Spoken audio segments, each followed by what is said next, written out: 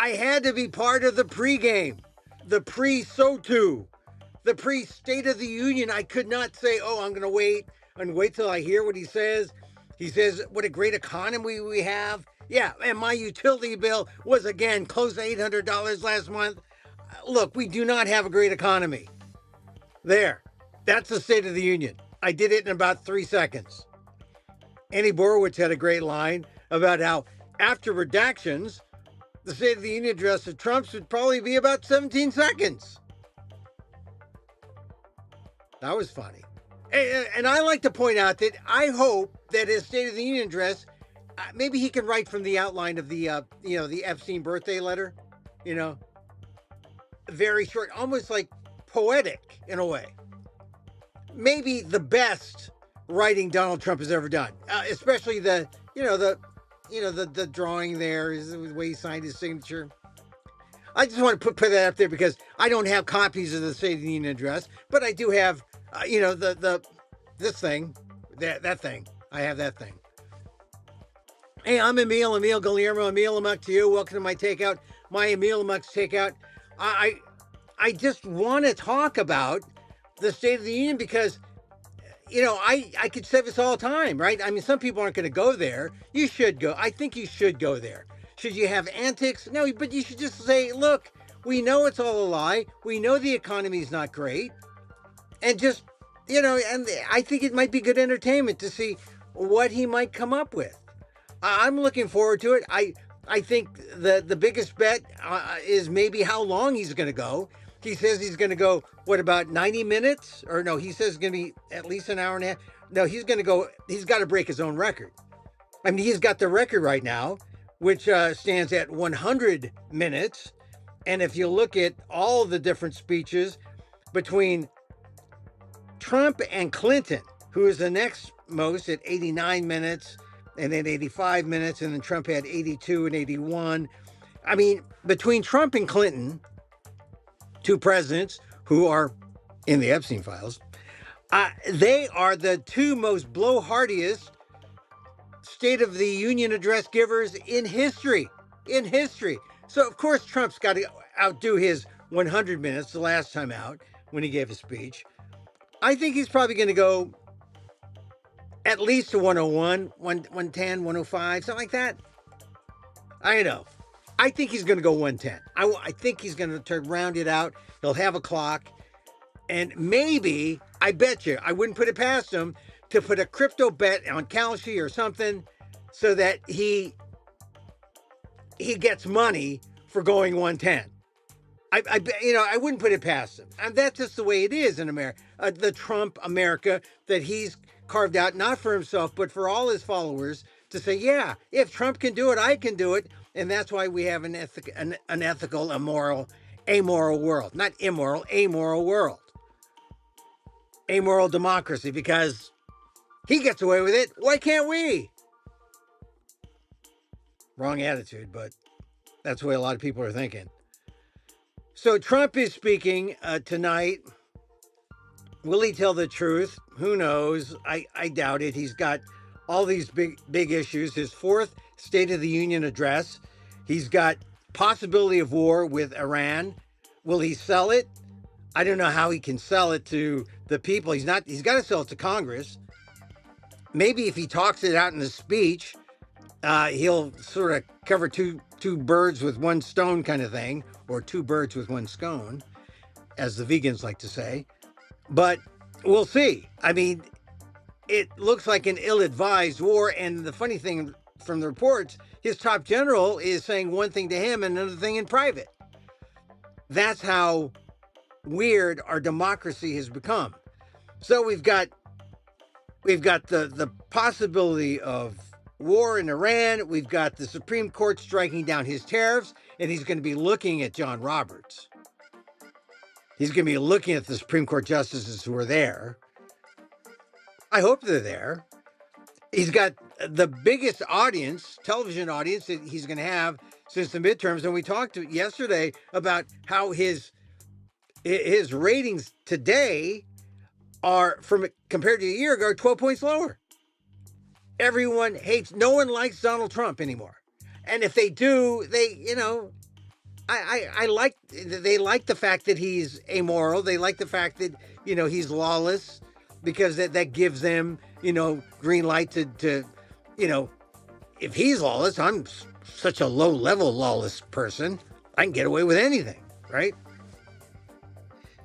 I part of me, some people know me as being fairly optimistic. I'd like to see him, like, do the charm offensive. Try to say, look, I got you. I know the economy's not great. I know you're hurting. I'm going to help you. I'm going to be the good guy. I think that's the only way he wins, right? The only way he wins is he's the good guy and you don't trust him. You don't know. I know he's acting nice. I don't know how to feel about this. But that's how he can get us, get people off step. That's how he can, like, surprise us. But that's also the way to get back independents who are abandoning him in droves. That's how he gets back Latinos, Hispanics. He gets back the bad bunnies to go with his good bunnies. But the way the polls look, he's losing the bad bunnies and the good bunnies. He's losing all the bunnies. No one's multiplying on the Trump side. That's a bad look. So I'm holding out. I want to be optimistic, and I want to think kindly of this CFDT 34, convicted felon Donald Trump, 34 counts. You just got to remind yourself. I want to think kindly of him and think, yeah, he's going to do what's best for the country, especially because we know he watched the Olympics. And if you watch the Olympics, then there's the Olympic lesson. The Olympic lesson is we are one country. We are one team, right? I mean, that's sort of the anti-Trump message. It's one of unity. It's one of this is our country, right? And let's see how Mr. Divider deals with that. We kind of got a hint of that. If you see my Substack column that I put out today on Emil Amok's Takeout, I noted how Cash App Patel, because that's his name, Cash App. Is that like saying Barack Hussein Obama Emil? No, his name is Cash App Patel. I know some of his distant cousins who own hotels. They're my buddies. We sat and had season tickets together at a game. I love, the Patels are my friends, except maybe his side of the family. I don't know. But anyway, Cash App was there at the locker room in Milan with the hockey team, and he was chugging beers, and he was holding the cell phone of his boss, and it comes up. You know how it comes up? How he puts up on his iPhone? It says DT. Who's DT? Who gives us all the DTs? CFDT 34. He had it on his phone. And he said, here, boss, talk to the players. And he's talking, oh, you guys are great. And we're going to invite you to we're going to have a military plane bring you. And everyone was kind of like, oh, yeah, a military plane. Because the teams came back from Milan and they're in Miami. But will they want to come see a boring speech like Donald Trump's for 100 minutes? I mean, I think that's longer than...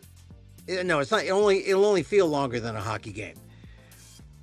But, that there was Cash App holding the phone. Why was he there? And why was Cash App, the director of the FBI, there in the locker room in Milan after having taken an FBI jet to the Olympics? The only thing I could think of is that he was investigating, the FBI is investigating the Olympics. Maybe he's investigating the locker room at the Olympics for signs of bacteria. I don't know. I'm trying to think. I'm trying to understand why he would take an FBI jet. It's got to be official business.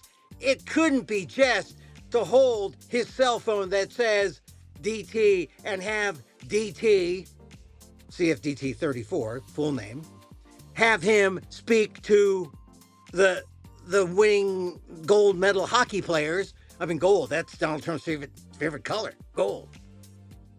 Gold medal, Olympic gold. It couldn't just be to talk so that he could invite them on a military plane. And then, of course, you knew it was Donald Trump when immediately this voice on the other side of the phone, who knows, it could have been, Cash App Patel's Indian buddy in the next room.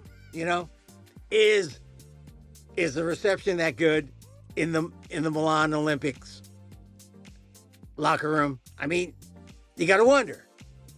But then you knew it had to be Trump, because immediately after inviting the men's hockey team, he said, "Oh, I better invite the women, or I'll be impeached. I'll be impeached." I said, "Oh, that's him. That's him. That's how we know it was him." Anyway, yeah, I mean, some reputable political programs have talked about that moment. Number one, asking, why is Kashyap Patel there with the FBI plane? He's got to be investigating something. Investigating, the pasta in Milan, investigating maybe something that has to do with, this guy here, Epstein. I don't know. But he was there. Kashyap was there. Donald Trump was there in the locker room. And we will see tonight if the hockey team submits to being used as SOTU props. I hope not. Because, look, the women, they're gracious. And they said, we have commitments. We can't make it. Thank you, Mr. President. They did it the right way. I don't know what the men will do. They might show up. Here's the thing about the Olympics. The greatness of the Olympics, it's not that it's a political free zone, because we know about when someone said, hey, look, I skate for America, but I don't represent everything that America's about. We know what Donald Trump did. Donald Trump called that guy a loser. And all the skate community stood up and said, hey, wait a minute. We're skaters. We have a right to say these things. Donald Trump has weighed in and made it political early. And then in the end, he made it political by inserting himself in the locker room through Kashyap Patel's phone. And I think it was just, it was a sign that he did not learn the lesson. The lesson of the Olympics is that we are one. The sign of the lesson of the Olympics is that we are one big, united team, right? We're a team. We're one country. It doesn't have to be apolitical. It is sort of political when you say we're one. But then what divides us? And why can't we at least learn the Olympic lesson of sportsmanship? Where you turn down the sound and you show two competitors, and at the end of the competition, they're both hugging. You don't know who won. You don't know who lost. You just know they finished competing. That's the other Olympic lesson, right? There's that oneness. And we know that Trump is all about the divide. So I don't know if Trump learned the lesson. Something tells me he hasn't. And we'll see tonight. We'll see tonight if Donald Trump, what kind of speech he gives. If it's a long one about how great the economy is, how great he is, and hey, why don't you get a look at this new statue I built. I had built Don Colossus, like a 30, 40-foot statue. It's still smaller than the statue that was erected in the Philippines for the dictator Ferdinand Marcos, but by a significant amount. Marcos was like concrete, 83 feet, 89 feet, something like that. And this one is like 20 or 30 feet, gold plate, or not real gold. It's like, it was casting. It's on display in Doral, and Don Colossus, they're calling it. Really small where it counts, though. So we'll see if he learns the lesson. You want to hope that he does, because the Olympics were a great Olympic. It was a great Olympics event. The first time in 46 years, right, that the United States had won the medal. It was like the 1980 game. Here's the thing about that 1980s hockey game, because I was in Boston during the time, It was the time of the bean pot. I mean, I used to go to all the bean pots in the late 70s. BC, BU, Northeastern, Harvard, they're all battling each other, and some of the greats were from BU on this squad. But they were all amateurs back then. Now NHL players are there. Actually, I think it's good that the NHL players are there because, you see some of the great players that you can now continue to see on the NHL stage. It's great for hockey. 46 years, though. Man, a long time. That's something for Americans to cherish and an opportunity for Americans to learn the Olympic lesson about sportsmanship, about unity, about using sport to get beyond the petty politics into the politics that count, the human scale versus the kind of politics we have now in America. Petty, zero-sum, selfish, Trumpish. Let's see tonight, State of the Union address. So this is my pre-State of the Union, and so catch my column on Substack, Emil Amok's Takeout. Also, I talk about the Eileen Gu controversy. I mean, that really bugs me more because Eileen Gu she's like the new model minority, right?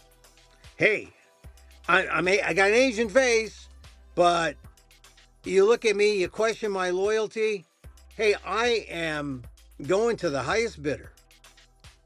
I mean, born in America by birthright, 14th Amendment, an American citizen. And she chooses to ski for China. Look, things are inconsistent in this world. Conservatives, if they were consistent, they would say, oh, free markets, we believe in free markets, and you can go wherever you want. But who doesn't believe in free markets? Who doesn't believe in open borders? Who doesn't believe in conservatives? Oh, they believe in free spending, $39 trillion in national debt, but everything's screwed up with Donald Trump as president, is what I'm saying. I don't know. Let's see tonight. Anyway, Eileen Gu still bothers me, and there's nothing we could do, but the fallout, and this is what I think she doesn't consider, the fallout to other Asians. Do we have the same mobility as Eileen Gu? Do we have the ability to, say, ward off the criticism and the assumptions that people have? People look at a brown face, a brown Asian face. They think foreigner. They think, go get 'em ice. Or do they think, oh, Olympic ski celebrity, let her go. A sense of privilege. That's the 21st century model minority. Eileen Gu. That's why it's dangerous. For Asian Americans in particular, I mean, we're under fire. ICE is out there looking. If you're a whitish Asian, I'm talking about East Asian. I mean, all of us, the South Asians, Filipinos. I watched something the other day that really kind of upset me because it's the reality. I mean, Asians want to seem like we're together, but this umbrella of Asian America is not that together. You know that, right? And this guy who was interviewing this Asian American woman was saying, yeah, Koreans and Japanese and Chinese, yeah, we're all, East Asians are all, and India, she kind of like shrugged. And Filipino, oh, no one talks about the Filipinos. And so that's when my ire went up. Unity? Yeah, we don't have much unity. People notice it. That's why you got to worry about Eileen Gu. because it exacerbates that whole friction between the Asians, and how an idea of Asian America has never been friction free.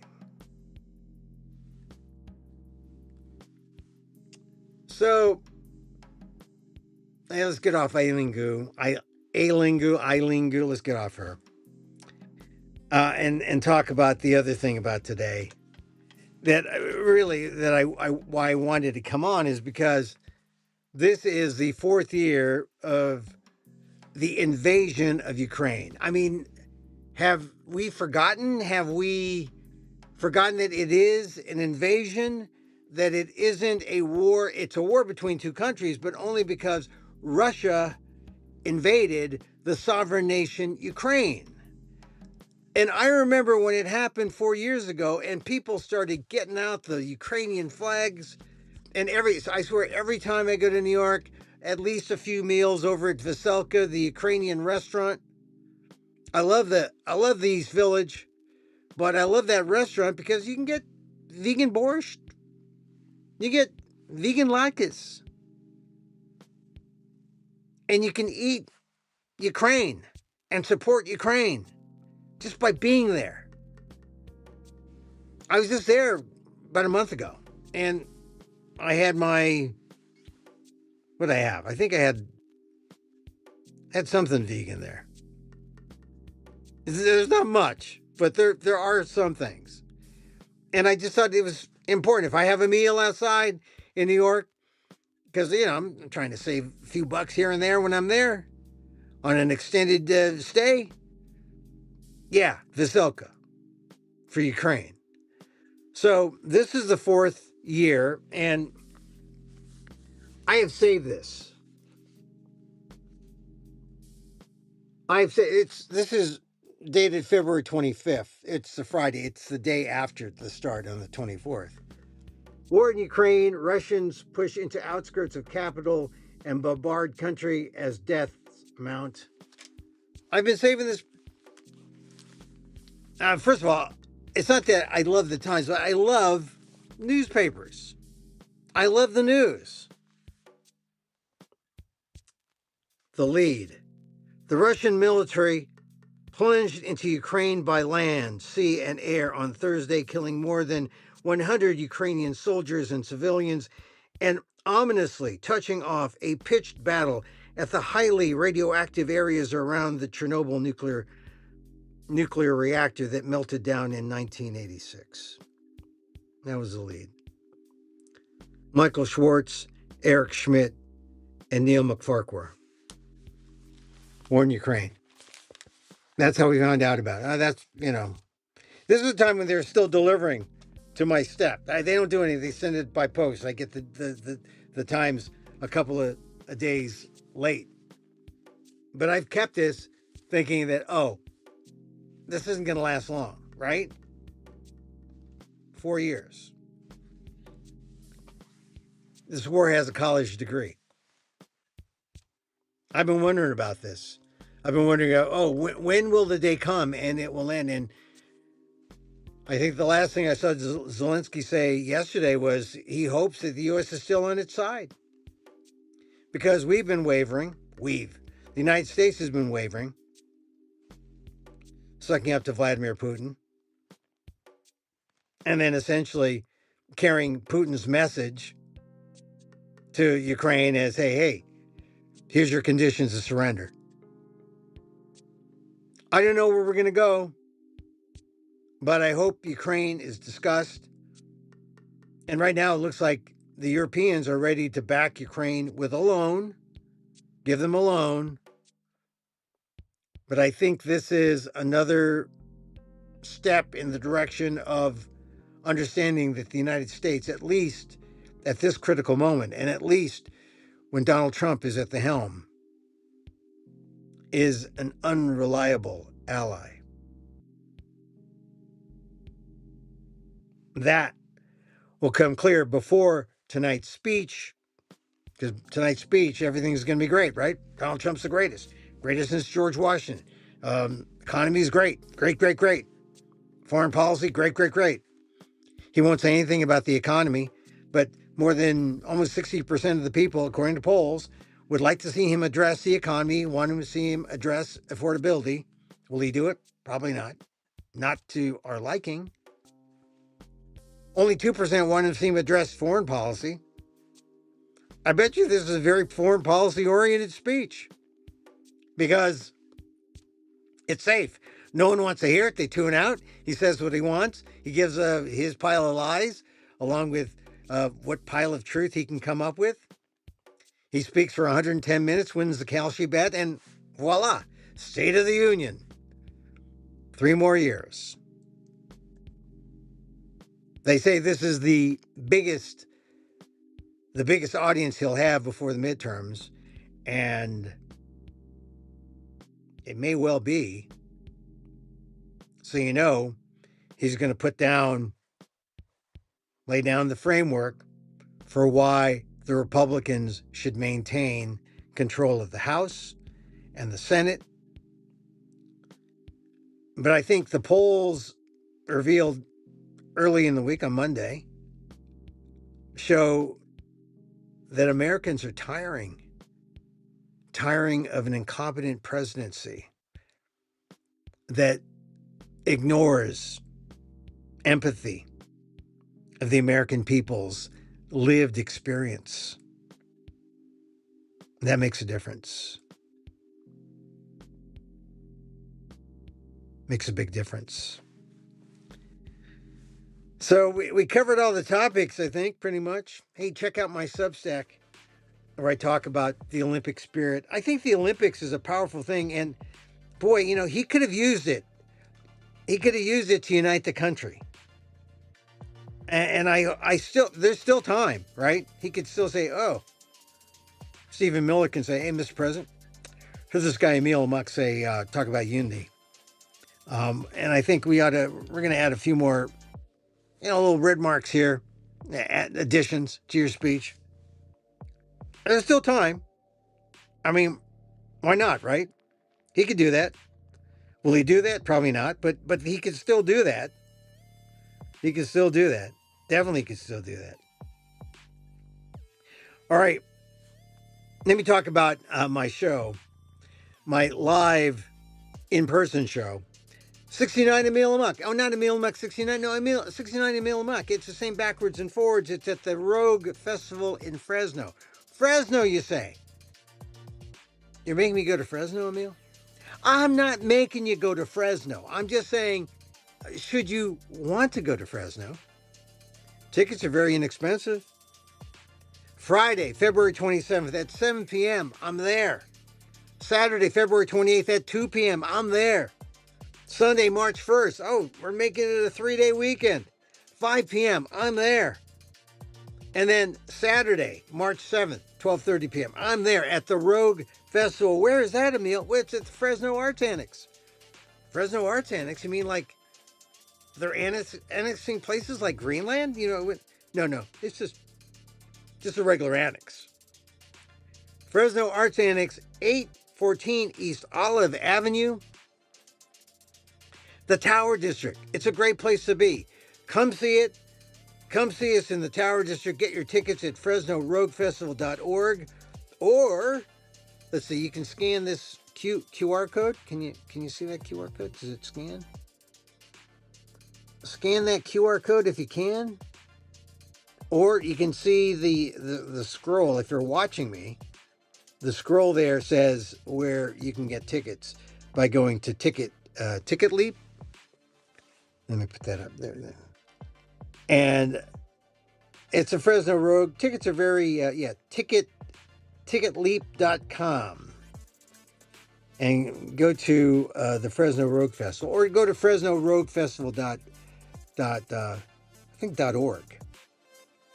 Fresno Rogue Festival. And get your tickets. Very, very reasonable. I think it's something like, it's about $10 or so. And, I mean, that's at least a third of what tickets are for, other things or other venues I played. But it goes to a good cause. Not me, but not all of it to me, but to support the arts in the greatest state in the nation. Fresno's forgotten place. I love to do the Fresno Road Festival because it's there in the Central Valley. And the Central Valley is breadbasket of the nation. Come on. Breadbasket to the nation. All right, so that's coming up. Don't forget, Friday, February 27th at 7 p.m., Saturday the 28th at 2 p.m., Sunday, March 1st, 5 p.m., Saturday, March 7th, 12:30 p.m., Fresno Arts Annex. You can get your tickets at the door or get them now in advance because I'm playing, it's a small venue. Small venue. 10 people, Emil? That small? No, it's a little bigger than that. It's a little bigger than that. But come see it. I think you'll like it. It's Emil Amok 69. My shows are all different because I usually write them when stuff happens. And this week, stuff is happening. Stuff is happening. Cash App may have moved out Bad Bunny. Stuff is happening. So anyway, catch it. It's what I do when I don't talk directly to the screen. All right, I got this newspaper. Now, how many people have saved this newspaper from 4 years ago?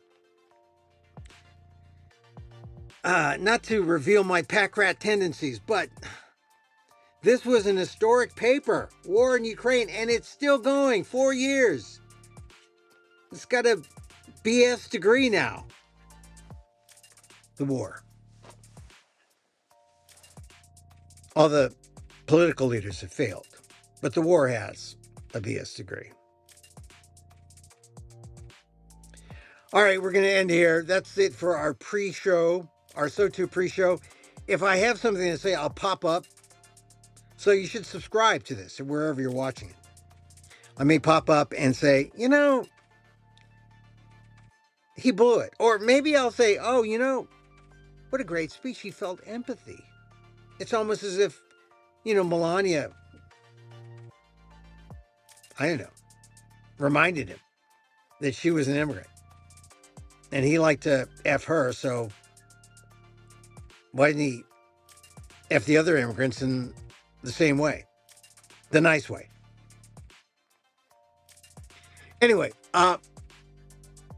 let's end with a little loving kindness, and then we'll see what happens. We'll see what happens when the actual address happens. 6 p.m. Eastern or Pacific time, 9 o'clock Eastern, and they'll come out and they'll do the dog and pony thing. Comes out, the Republicans will stand every time he breathes. The Democrats who are there will sit on their hands. I'm going to watch because he's our president, whether we like it or not. I mean, that's how I hold on to tradition. And then I'll figure out where we go from here. In the meantime, I like to end these shows with a little loving kindness. And so, as I wish for me, I wish for you. May you be safe. May you be happy. May you be healthy. And may you live with ease. Emil Guillermo here. Hey, don't forget my show. It's crawling across the screen now. Get your tickets at events.ticketleap.com, Fresno Rogue Festival, or FresnoRogueFestival.org.